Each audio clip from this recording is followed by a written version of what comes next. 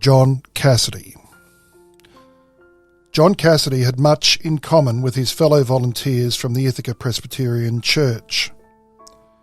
By the time he enlisted at age 21 and a half in September 1915, giving his occupation as carpenter, enough was known about how the Gallipoli campaign was going for the early patriotic fervour to have abated somewhat. Duty called nevertheless. Little did the new volunteers know that greater tests were to come. John Cassidy and 3 other men from the parish would meet that test at Pozières and make the supreme sacrifice. Private Cassidy was serving with the 47th Battalion when he fell on the 10th of August 1916 as the Australian attack pivoted towards Mouquet Farm.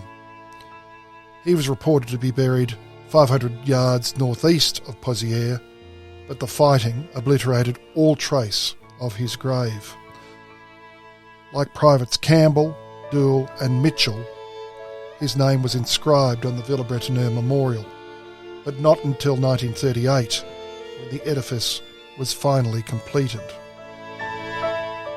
For John's parents, like many others, the absence of a grave was the source of enormous sorrow for many years. As late as 1922, the Army was still responding to letters from the Cassidy home on Rockbourne Terrace. John Cassidy Sr. had furnished an inscription for his son's headstone, but without a grave it was for naught.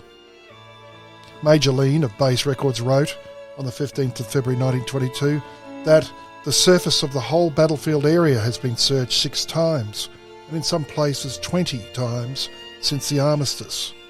But it is possible that bodies will continue to be found for years as the work of reconstruction continues. Private John Cassidy's grave was never found. His forgotten epitaph reads, "We do not forget thee. We love thee too dearly for your memory to fade from our lives like a dream."